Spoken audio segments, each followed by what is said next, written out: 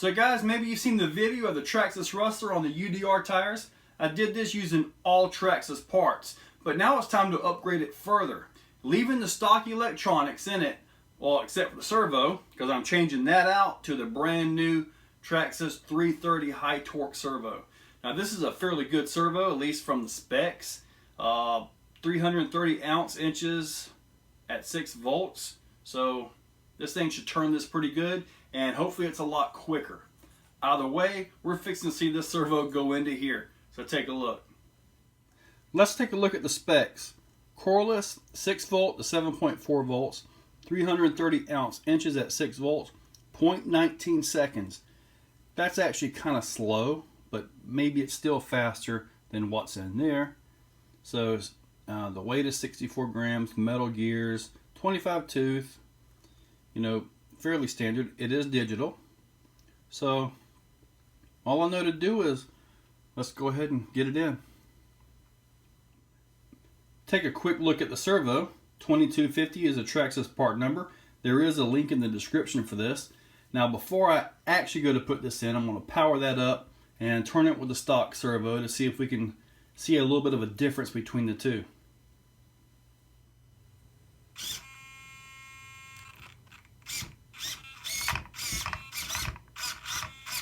Stock servo isn't too bad, but they aren't known for reliability. So, time to change it. To do this job, you're going to need a 2mm and a 2.5mm hex wrench to take everything apart and get things swapped out. To remove the front end, you got to take this bolt, that bolt, that bolt, and that bolt out, and then use a 2.5mm hex. With the screws out, you should be able to pull the front end loose. Don't pull too hard because the steering arm is still attached to the servo itself. Let's see if I can get this. Now, hopefully you can see, I gotta get this, there you go. You can see how it's still attached to the servo arm, so you don't want to yank on that too hard. To get that end off the servo, that's where you'll use a 2mm hex wrench. Before we take the servo out, we got to remove the cover from the receiver, and that'll take a 2mm and a 2.5. The 2mm go right here, and the 2.5mm screw is here and over here. Once you've got the screws out and you raise the lid, be careful not to pull on this too hard because the antenna wire is still hooked up. But anyway, there's your receiver. Just simply pull the channel 1 wire out because that's your servo on all models. Channel 1 is your steering servo. Once this is loose, just simply pull it out of the lid here and get ready to remove the servo itself. At this point, I'm ready to remove the servo, and these take the 2.5mm hex. Once you've got the bolts out, the servo should simply pull forward and out. Simple as that. And let's compare the two servos. Not really a whole lot to compare. This one is heavier, but it's also built way, way better than this one. This one actually has the plastic servo gears. This one's all metal. So we should be good to go. Before you install any servo at all, you've got to check it for operation. And you've also got to center it. So stock servo goes in like this. I'm going to transfer that horn in the same position over to this set of splines. If you don't center your servo before you do this, you're going to be taking that all back apart again and actually, you know, redoing it all over again. So yeah, and you really don't want to do that. To take this off, you got to use a 2mm hex wrench. Servo is back in, and I also centered the steering trim on the radio, which you've also supposed to do. So let's go ahead and see here. And now it's ready to go back into the truck. Now that the servo is in place, using the 2.5mm hex, you just run that wire around through here back to your receiver. When you put the cover back on, make sure that O-ring is in the proper place, because if it's out of place, you'll see it hanging out the sides or something like that, and you'll lose the waterproofness, which means your receiver will get wet when you try to water skip and fail.